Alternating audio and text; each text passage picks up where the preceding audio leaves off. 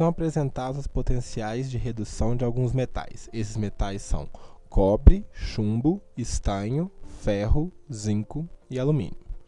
Na combinação de dois metais, podem se formar diferentes pilhas, sobre as quais afirma-se que a pilha com maior DDP é aquela constituída de alumínio e cobre, que apresenta DDP de 4,34 volts.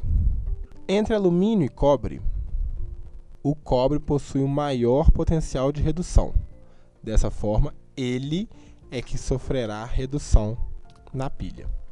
Então, podemos escrever que Cu2 mais 2 elétrons produzindo Cu com um potencial de redução de mais 0,34 volts e o alumínio sofrerá oxidação. Alumínio produzindo alumínio 3+, mais 3 elétrons com um potencial de oxidação de mais 1,66 volts. Para determinarmos a equação global da pilha, devemos eliminar todos os elétrons, de modo que deve-se multiplicar a primeira equação por 3, a segunda equação por 2 e somá-las. Então temos 3Cu2 mais 6 elétrons produzindo 3Cu, 2 alumínios produzindo 2Al3+, mais 6 elétrons. No entanto, devemos lembrar que os potenciais de redução e de oxidação não são multiplicados. Então, eles continuam com 0,34 volts para o potencial padrão de redução do cobre e mais 1,66 volts para o potencial padrão de oxidação do alumínio.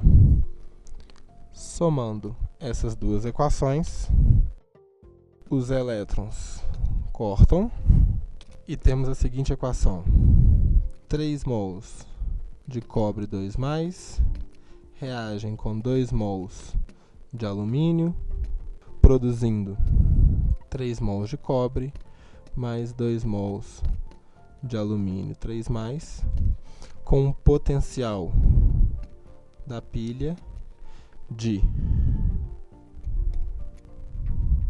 2 volts. Portanto, a afirmativa 1 está falsa. Afirmativa 2. Na pilha constituída de estanho e cobre, o ânodo é o eletrodo de cobre. O ânodo é aquele que sofre oxidação. Entre cobre e estanho, o cobre possui maior potencial de redução, o que significa que ele irá reduzir na pilha, não oxidar. Portanto, a afirmativa 2 também falsa.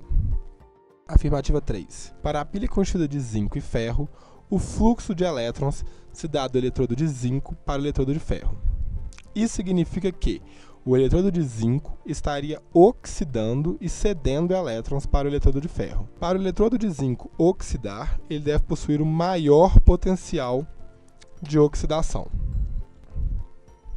Analisando os valores, vemos que o potencial de redução do ferro é menos 0,44 volts e o potencial de redução do zinco é menos 0,76 volts.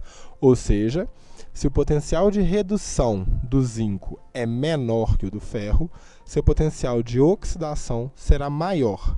Portanto, em uma pilha de zinco e ferro, o fluxo de elétrons realmente se dará do zinco para o ferro. Portanto, a afirmativa 3, verdadeira. O eletrodo de chumbo é o polo positivo na pilha constituída de zinco e chumbo.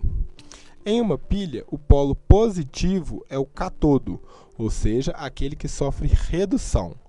Entre zinco e chumbo, podemos ver que o chumbo é o que apresenta o maior potencial de redução, portanto, ele irá reduzir. Dessa forma, ele será o cátodo e, consequentemente, será o polo positivo da pilha. Portanto, as alternativas corretas são as afirmativas 3 e 4, portanto, a resposta correta, afirmativa C.